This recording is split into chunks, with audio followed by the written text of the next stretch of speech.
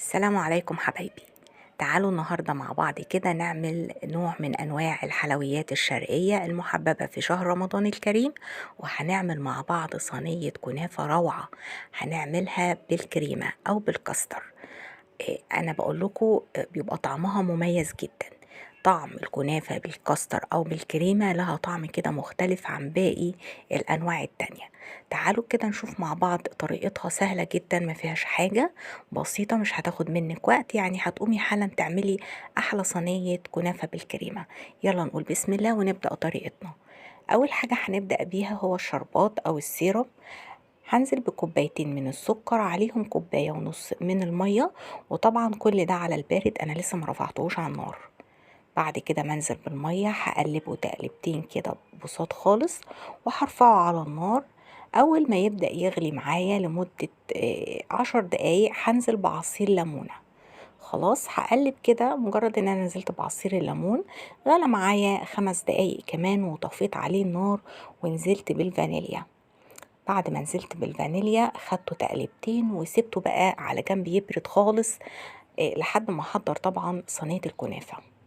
انا هنا معايا نص كيلو من الكنافة، كان عندي في الفريزر بس ما جمدش قوي.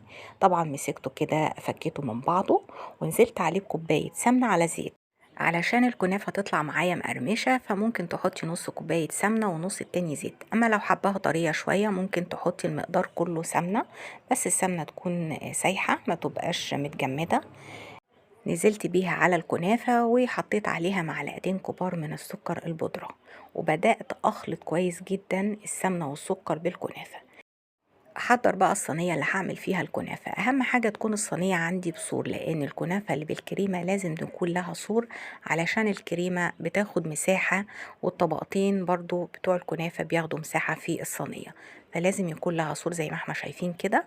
هدهن الصينيه بمعلقه كبيره من السمنه كويس، وهبدا انزل بنص الكنافه من تحت الاول. خطوة مهمة جدا ان انا اغطي الطبقة اللي تحت بالكنافة كويس جدا، خصوصا في كنافة الكريمة او الكاستر، علشان الحشوة ما تنزلش في الصينية وتتحرق. خلاص عملت لها سور خفيف كده زي ما احنا شايفين. وتعالوا مع بعض نركن الصينية دي دلوقتي ونعمل الكريمة مع بعض. حلة على النار ونزلت بكوبايتين من الحليب، عليهم معلقة كبيرة من السكر البودرة، وأربع معالق كبار من الكريمة أو الكاستر. طبعا ما نزودش السكر، هي كفاية قوي معلقة واحدة، لأن كنافة الكريمة بتعتمد أساسا على حلاوة الشربات، لأن الجمال اللي فيها إن انتي بتحسي كده بالكريمة عدبة شوية مع الشربات، بيدي طعم مميز جدا للكنافة. طبعا هقلب الأول على البارد، وبعدين هستمر بالتقليب على نار متوسطة لحد ما الخليط يتقل معايا زي ما انتوا شايفين كده. هنزل بيه على طول على الطبقة اللي أنا فرداها، وهفرده حلو قوي، واحاول ما اجيبش ناحية الحروف بتاعة الصينية، علشان لما احط الطبقة التانية واضغط ما تطلعش مني في الجوانب وتلزق في الصينية.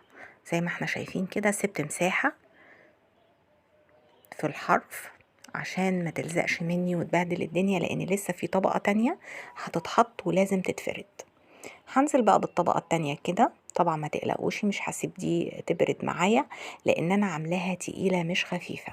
انتي لو عاملاها بقى خفيفة وتبقى نازلة سايلة كده، لازم هتتساب تبرد لحد ما تجمد معاكي على الكنافة. بس هي كريمة الكنافة لازم تكون متماسكة شوية، يعني المقدار اللي احنا عملناه دلوقتي هيطلع مظبوط معاكي.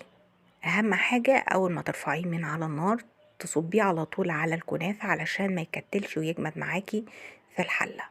خلاص بدأت كده بقى افرد الطبقة التانية، ولو لقيتي اي قطع من الكنافة لازقة في بعضها فكيها عادي جدا.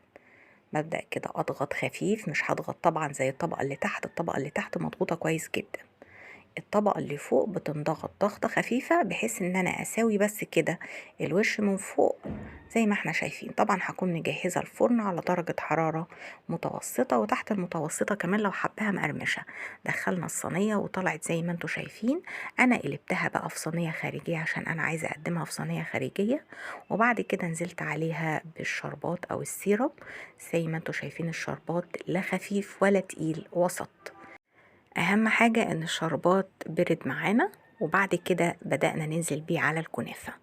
الكنافة هنا طلعتها هدت شوية من الفرن، يعني ما سقتش على طول الشربات وهي سخنة. لو نزلنا الشربات وهي سخنة ممكن تعجن مني.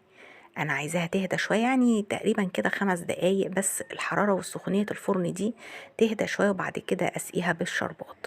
بدأت بقى اشكلها او ازينها باي حاجة عندك عايزة تزينيها. عايزة تقطعيها كده على طول قطعيها، بصراحة طعمها خطير. طبعا ما تتقطعش لما تبرد علشان الحشوة اللي جوه ما تطلعش منك. زي ما انتوا شايفين الصينية يعني شكلها يفتح النفس. قطعي بقى الجمال ده وقدميه، وكلي واستطعمي الكريمة اللي جوه دي مع الشربات اللي في الكنافة، وقولولي رأيكم ايه. انا متأكدة انها هتعجبكم. يلا قوموا اعملوها، دي سهلة وبسيطة والمكونات موجودة عندك في البيت.